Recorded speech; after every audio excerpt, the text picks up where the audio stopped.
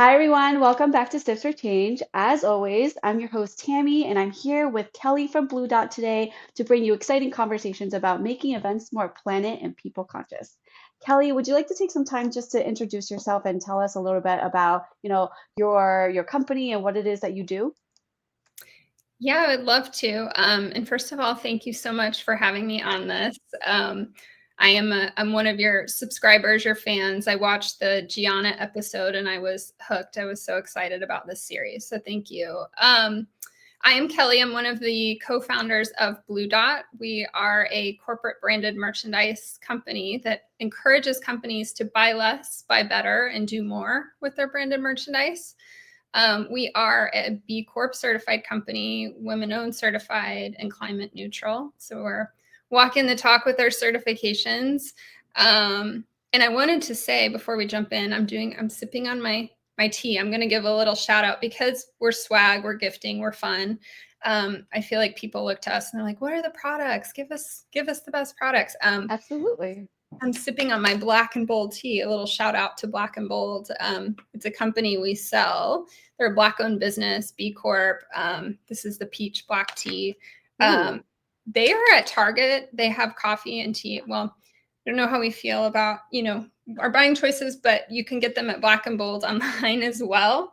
Yeah, and I mentioned Tammy. I'd love to know before we jump in what is a gift or a piece of swag you've received that you still have that you still use?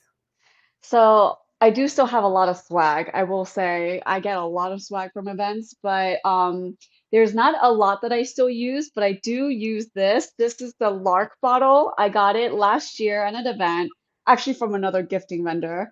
And I love reusable water bottles, but I particularly love this bottle. And I think it's different from the other ones. I know it's a little pricey, but it has the LED light on top so that it cleans. It's a self-cleaning bottle, and I love it. So I definitely do think that usability is important when it comes to gifting. Love it. Yeah, that's a great brand, a great bottle. So I love that you've kept that around. Thanks for that. Yeah. So let's talk a little bit about your company's sustainability journey and what sparked the decision for you to prioritize the certifications that you have and the sustainability in your operations and gifting.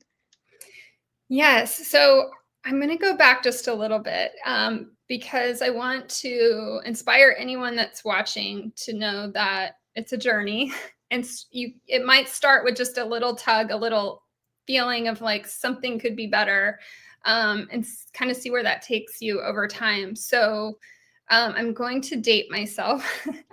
About 20 years ago, I started in this industry and the branded merchandise space. And one of our clients, huge company, global company, had tons of trade shows.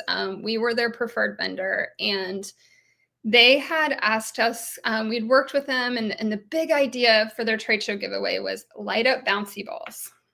Oh, It was okay. like, they loved it. They thought it was the best thing ever. And I think they purchased, it was something around like 300,000 bouncy balls or $300,000 or something crazy. I remember at the time thinking, this is wild. Like, I can't believe this order is coming in. Hmm. Um, and they loved it. It was a group of engineers and they loved it because people came and got them for their kids Yeah. and then walked away with them. And it was like, okay, so you get them for your kids, it goes home. Where does it go shortly after? Like, there's 300,000 bouncy balls in a landfill somewhere. Yeah. Um, so I remember at the time thinking, and this was 20 years ago, so sustainability in the industry wasn't really talked about. But I remember feeling, I'm kind of a minimalist at heart, and I remember feeling like that's a lot of like stuff going out in the world, and it planted a seed for me then, way back then.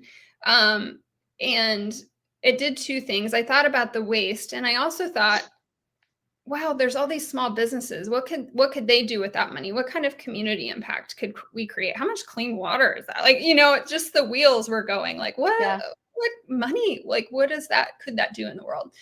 So that was where it kind of started, and over time, things evolved. And when the idea of Blue Dot came around, I met my business partner, my co-founder, And she had been in the impact space, and I didn't know how to do impact. I was like, how do you do it? I just want to buy from cool brands that are trying to do good in the world. That was kind of the seed of an idea. And she'd been in social impact. She knew about the B Corp certification. Mhm. She knew a lot more than I did about how to really do this. And so she's taken the lead on all that process, our certifications. And what we decided was we would vet every single product, not some products, every single product. And this has not been easy. We've said no to projects. Like, we've lost money as a small business because we've Yeah. had to say, we can't source that plastic, whatever, bouncy ball that you want. We can't, like, we don't have an option for that. Mhm. And the way that we look at products is we look at 4 criteria. Mhm. We look at the third party certifications of the supplier that we're working with. Are they B Corp certified? Are they, um, uh, what certified fair trade? I mean, there's so many certifications. So we look at all those and we make sure we captured those that they have. We look at supplier diversity. It's very important to us that we support diversity in this space.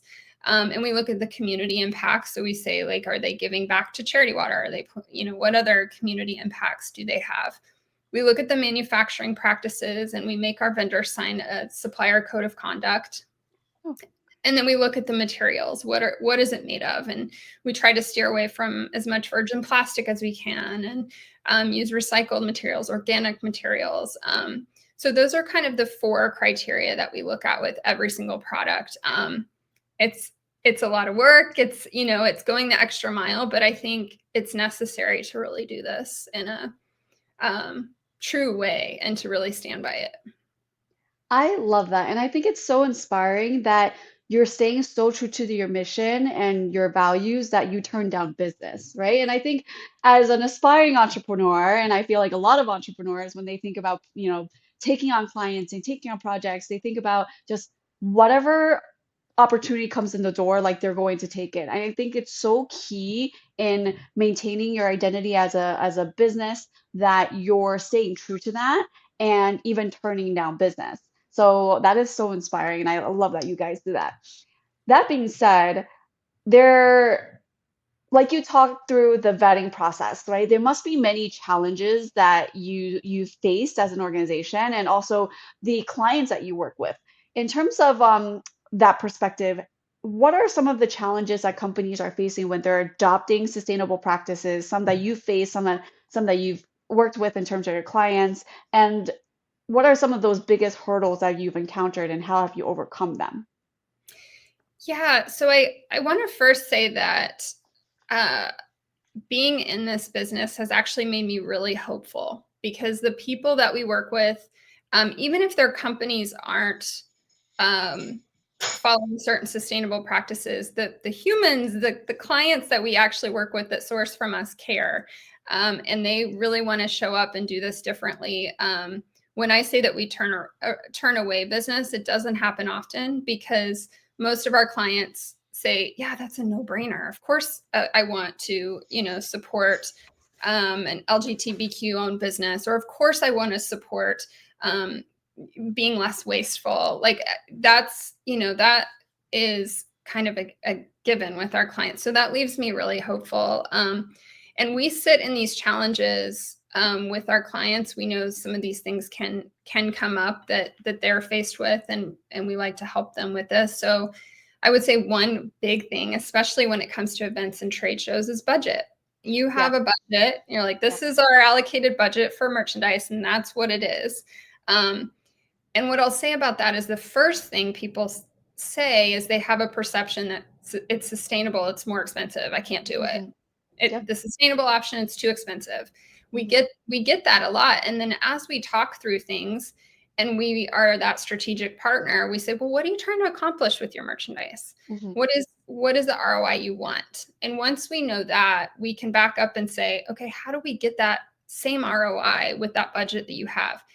Maybe it's you buy less, you buy better, but we activate in a different way around what you're giving out.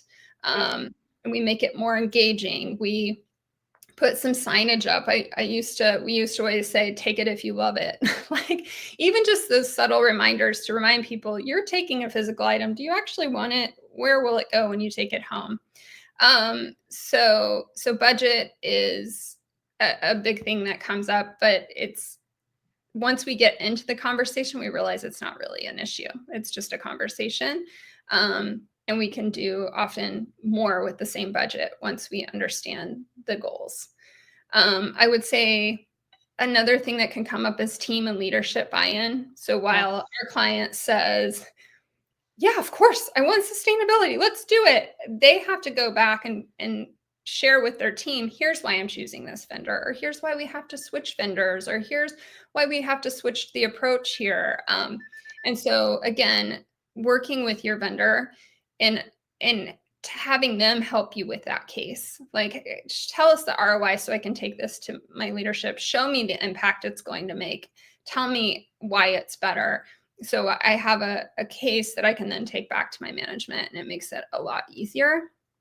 I would say time is another thing that comes up. Yeah. Event planners and marketers are some of the busiest people I know. You might know this, Tammy, as well. It's like, do I have time to really stop and think about this strategically and creatively and work with someone, make a vendor switch in the middle of all this? It can be really overwhelming. So again, starting small, asking some small questions and starting to move towards that over time. It doesn't have to happen overnight. Some small switches can go a long ways. But the other piece of this time is when you put it on your vendor to work strategically with you and for you, they can come back with, okay, let's look at your events for the year. Here's what your spend is. Here's what the goal is. And here's how we're going to make it more effective to reach your goals, but also more sustainable and help you waste less, help you kind of look at all those, really dive into it and look at it for you. So I would say those are probably some of the big things that come up with clients when they come to us and say, I want to do the sustainability piece, but like help, I'm overwhelmed. Yeah. I definitely resonate with a lot of those things. Time is definitely a factor, budget's a factor too, and the leadership buy-in is also a factor.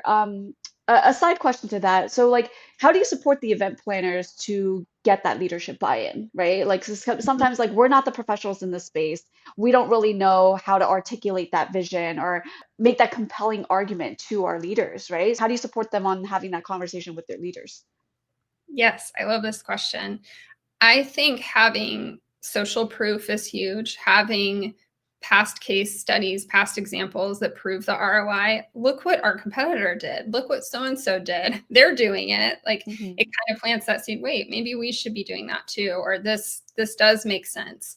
I think that's a huge piece. And I'll share more on this as we chat, but the impact reporting, which is something we offer, is that benchmark, is actual data that we can help create for you and your team. So you could tell us, here's how we're buying what we're buying. And you show us that. And I say, okay, let me look at this under the impact lens. What could we be doing with those same dollars? And let me give you some examples in a report. You know, this is the amount you could have made in donations, as well as what you could have done with your products and the stories you could have shared with those products. So I think those are a couple of things I would say that we could support, and just putting, you know, a few key slides together that you could easily take and say, hey, let's go from X to X. This is how we're going to do it. That's great. I think it helps to have a partner like Blue Dot to kind of help us build that messaging with our leaders so that we can move forward, things like that. So I love that. So then let's segue to some of those things that you mentioned. You know, what are some tips that you can give our audience on making their event more sustainable? It's particularly around swag. Yes, I love this. I will say this again. We're really leaning into this. We're really leaning into this as an organization. And again, it comes back to, we probably won't sell as much, but this is at the core, I think, where this industry needs to go, where all of us need to go, which is buy less. So everything under the lens of buy less. Like a lot of things end up in landfill. We have percentages of swag that people take home, and where it goes. It goes to landfill, it goes to donation. Some of it, if it's not meaningful and purposeful. So, Mhm. um, so that's one thing. I would say there's some things that we've really helped clients with and walked them through, which they may or may not already be doing. Which one is know your audience. So have a poll in the registration process, or just listen, ask questions at your current trade shows. Like, what swag do you like? What do you wish we had? What's the coolest thing you've seen? What are you still using at home? What's a piece of swag you've had the longest? Why have you had it? Um, so I think knowing your audience is key. Okay, this is a big one, and we get asked to do it all the time. And it's putting event dates on swag. Like, if Yes. you just leave Yes. the event dates off, that's huge, because oftentimes clients, I get why they want it there, and if they have leftover, we can't repurpose it beyond Right. the year. It becomes Mhm. outdated. And I know that happens still quite often. And what we've been guiding clients to do is make exclusive, memorable designs. So they can say, remember that design from 2 years ago? It makes a mark, and um, makes that particular event, it marks that event. So that's one way to do that. Incorporating a digital experience. We're doing more and more of this, scan the QR code or go to this website and engage them around the products they do get. Or if they get a donation, have a dashboard with what the donations are doing so they can see what actually happened um, because of their participation in the booth. Gianna said this, and this is a good reminder, which is snacks. Things I people love will snacks. eat. Always good. Yeah, and we have some really great, thoughtfully sourced snack options too. Um, and another idea that I really love is just having little cards that describe a donation. So if you're going to make a donation, you still want something that engages them. Engagement is the whole point of the swag, to have them remember you, have them engage with your brand.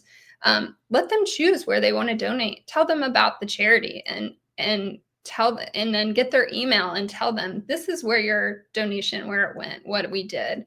And we do that a lot for clients, help kind of carry through that message and that story. That's awesome. Um, we always provide resources in the description for our audience, so definitely share that link with us so that we can, share that information out there. Moving forward, can you share some of the innovative and unique sustainability practices that your company uses and which other businesses might find inspiring or want to adopt? Yes, I will say one thing that I'm really proud of that we do at Blue Dot that is unique is and it's not the sexiest part of the business. And sometimes, my co-founder has set this up and she's really into it, which is the impact data piece of it. So actually having data to prove what all of this is doing and benchmark and being able to see where you're going. Are you headed in the right direction with the things that you're doing? And that's something we do as a company. So we're getting ready to launch our 2025 report, our 2024 report, and we also do it for clients. So we can add that into your program and report on one specific program or across the organization, everything that your merchandise is doing. We have collected the data on every single product. So from the things I mentioned, like the certifications, the materials, all of that, so we can report that back. I want to give a couple fun examples, because this is the data is one piece, but the stories that come out, I think, are what helps marketers Mhm. and helps our clients really get the most out of this engagement piece and carry this through. So we had a large medical industry client come to us, and they said, we want to gift 1,000 of our top salespeople something memorable. Ooh, And we've seen it all. They're like, we've seen every product. I'm like, yeah. And your salespeople have everything, right? They yeah. have they have every water bottle, they have every tote bag, they have everything. So what makes it unique is the story, is the connection, Mhm. is engaging them in what they're choosing, giving them choices. So through our platform, each person was given a code and they were able to pick their gift. And I want to share the stats because this is just fun. So they were able to opt out of the gift, which we strongly encourage, allow opt-outs. And so they were able to donate, plant a tree, or give clean water if they opted out. So through that, we planted, this is just one small project, mind you, we planted 400 trees. Wow. And 12 people were granted access to clean water. And that may not seem like a lot, or maybe it does, but that's one project. There's so many projects happening. They purchased a luggage tag, which was through our supplier, Parker Clay. And through that, Parker Clay provided 800 hours of empowerment to the women that make their products in Ethiopia. And we had a video from the manufacturing floor from the women making the products. I mean, we're connected to the humans behind this, right? Yeah. And then the luggage, they wanted luggage for everyone. This was sourced from, they were going to go with a big brand, I won't say which had zero anything sustainable, no story about it. I'm like, very generic. But the luggage they sourced from us was made from recycled auto parts. Oh, cool. Really high quality. And so we packaged this really nice story around the gift that they got a lot of great feedback and people saying, I love that you did this. This was so cool. Another quick example is we often hear, I want a Yeti. I want to give a Yeti. Yes, we do. Yeti happens to not meet our criteria, which I could go into in another whole other series. But we have a water bottle called Ocean Bottle, which we love. Oh, yeah. And through that purchase, again, this is one project. This was a gift for 1,000 people. They were able to divert 1.6 million pounds of ocean-bound plastic. So money spent on each bottle goes back to these local communities, the collectors of the plastic.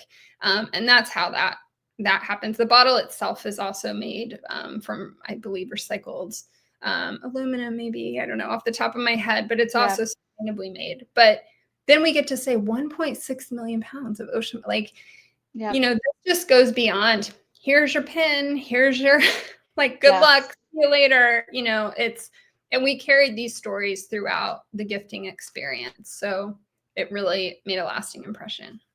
I love that. And, at Sips for Change and also my co-host Martina and I are big advocates for a circular economy and just being part of this global community. And I think the storytelling is the most important part, right? Because when you are gifted, like you said, a notebook or a pen, like, okay, that's great. But when you tell someone that despite the fact that you got something, right, as a gift, because of the purchase behind that, you're impacting a community, you're changing someone's lives. Like, I think that's so much more inspiring and makes that piece of item more memorable. And, you and I have talked about this, about how things that are more memorable tend to last longer, right? Like in our minds. And from a marketing perspective, that's what we want, right? We want to tie an emotional connection to a particular brand. So I definitely think that helps brand awareness too when you're building a story around the things that you're doing as a brand. So I love those examples. So thank you so much for sharing that. Yeah. Now, looking ahead, what do you think the future in sustainability in business looks like? And what advice do you have to give companies that are just starting out to embark on their sustainability journey? Yes, I sit in this question quite a bit. I love the question, what is your vision for the world? Kind of tie that with this. My first piece of advice is just start where you are. It feels so overwhelming. It feels like it doesn't matter, that any little action I have is not going to move the bigger challenges that we're faced with, but it does matter. I would say do it imperfectly. We all are. I know I had a lot of imposter syndrome. I still do, of all the things I'm not doing correctly. I'm still manufacturing products. I don't know where they go. Are they going to landfill? But I'm doing the best that I can from where I am. And I'm continuing to push what that means and be challenged and be around people that are challenging that. So I'd say do it imperfectly. If you are sitting in a company and you have a budget, you have a lot of purchasing power. That purchasing power can do so much good. I've seen it. I've seen, thousands, hundreds of thousands, millions of dollars get channeled to organizations that are doing good, that are helping eliminate waste. I think that's huge. Whether you have a budget or not, you have purchasing power, which is something all of us have, right? We're spending money regularly, and every time we buy a product, we're voting for something. Yeah. I would say ask your vendors what they're doing around sustainability and how they can help you. Lean on them. And if they don't have anything around it, look for vendors that are. And lean on them to share what they know and kind of support you in that process. Don't do it alone. Mhm. Um, and I think I hope for the future that we see a lot less waste, more community care, more movements that start within local communities, people coming together in a community in their communities. And I'm putting this out. It's very bold, and I probably shouldn't say it, but my industry might be obsolete in 5 to 10 years. It might be completely experiential. It might be completely donation. There will be new ways of engaging, and that's okay. I Yeah. might be part of that movement of moving this buying less and moving towards getting people to actually not buy as much swag unless it's really really meaningful. Yeah. So that's kind of where I'm thinking. And I think that's a big kind of conclusion to our episode today. I think it's really meaningful to just to remind people that it's okay that times are changing. And like you said, like we might be obsolete in the future. And as long as we're thinking ahead, we can pivot. And I think that's like really inspiring because sometimes, those are the best options when there are things that we no longer need to do and we just need to accept it. And it's okay. Well, we're part of creating this future, and it's really exciting, and it's something we get to be a part of at this stage that we're in. Absolutely. Thank you so much, Kelly, for joining us for today. Do you have any parting thoughts that you would like to add before we wrap up for today? I would just say thank you again for creating this space and having the conversations. I think conversations are everything, so it's really helpful to connect with you and learn how you think about this as well. And you said you'll put some links in the notes. Yep. Reach out to me. I just open invitation just to have, if anyone wants to reach out, any conversation around impact. I'm always happy to have that, even if it's I have a vendor, but what can I tell them to help me? I'm happy to support however I can. Thank you so much. Again, so happy that you were able to join us. I'm so happy we got, we connected on LinkedIn. So I'm so happy, like, the seeds and the fruits they're bearing fruit. So thank you so much for joining us today. And for our audience, if you enjoyed this episode, don't forget to like and subscribe and hit that notification bell so you never miss out on our sustainability deep dives. Thanks for stepping with us, and then we'll see you next week. Until then, keep making conscious choices one step at a time. Thank you so much and have a good day. Thank you.